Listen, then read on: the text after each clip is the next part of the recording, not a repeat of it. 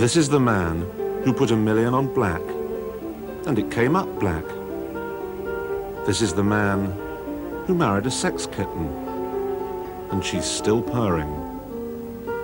This is the man who moved into gold, just before all the clever money moved in as well. This is the man who is chauffeured around in an S-Class Mercedes-Benz. People at the very top, presidents not only of international companies, but of whole countries, travel S-Class. And to make sure they aren't swayed toward BMW or Cadillac, Mercedes has just spent $1 billion turning what was once the best car in the world into what damn well ought to be the best car in the world. This is the S-Class for the 21st century, and it's new in every respect. New body, new suspension, new engine options, new heights of luxury, and a new dietary problem.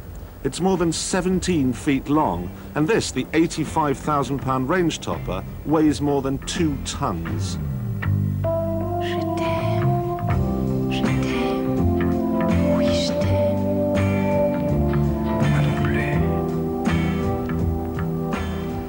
Mercedes are obviously expecting some kind of environmental backlash on this front.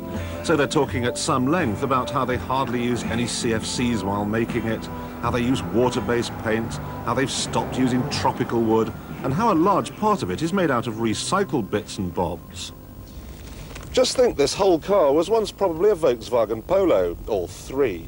But El Presidente is not going to buy it just because it's nice to the trees. He'll want to know what it's like back here, and he won't be disappointed. Even if he's a very large El Presidente, he's going to fit. It is vast. Now, Muggins up front, he's got plenty of toys and buttons to play with, what with his electric rear-view mirror and his fold-away exterior mirrors, but I haven't been forgotten either. I've got electric seats, and they really do recline. They're heated, of course, and there's electric lumbar support as well. And then there's the rinky-dinky little mirrors in the roof, and my own air conditioning controls, and they work 20 minutes after the engine has been turned off. You can specify air suspension, but quite frankly, I don't see the point. The ride is absolutely superb. Not so firm that a fat Presidente will wobble, and not so squidgely that he'll arrive at his gin palace feeling car sick. Now, there was no way Mercedes were going to let Jaguar and BMW strut about the world offering people V12 engines when they, the people that invented the motor car in the first place, could only offer a V8. This is their answer.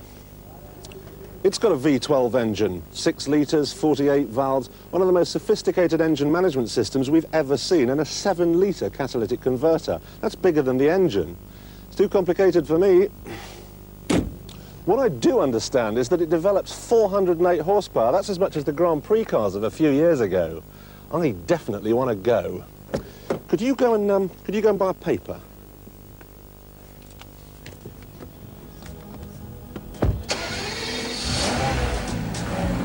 What a wicked game to play to make me feel this way. What a wicked thing to do. Let me dream of you. What a wicked thing to do. The last time Mercedes made a V12 engine, it was fitted in the front of a Messerschmitt fighter. They must be hoping to attract a rather different clientele this time around, and they will succeed. There's only one word to describe that box of tricks under the bonnet: thirsty. I mean, magnificent. It can propel this 2.2-ton monster from 0 to 60 in 6 seconds. Now, for the leaders of smaller countries like Canada, there are smaller engines, one with 6 cylinders and 2 superb V8s. There's also a standard-sized body designated SE. This, of course, is the long wheelbase SEL. However, none is the aesthetic masterpiece you might have expected for $1 billion. But all of them, and this one in particular, justifies its price through sheer attention to detail. Engage reverse and 2 little aerials glide out of the rear wings, helping drivers to see the far-flung corners. That's quite clever, isn't it? And you should see this.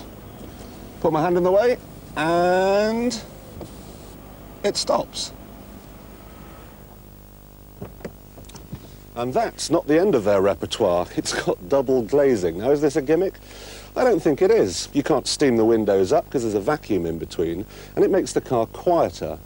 And if you think that's clever, look at this. Self-closing doors. No more slamming to wake the neighbours. And there are some clever little touches around the back, too.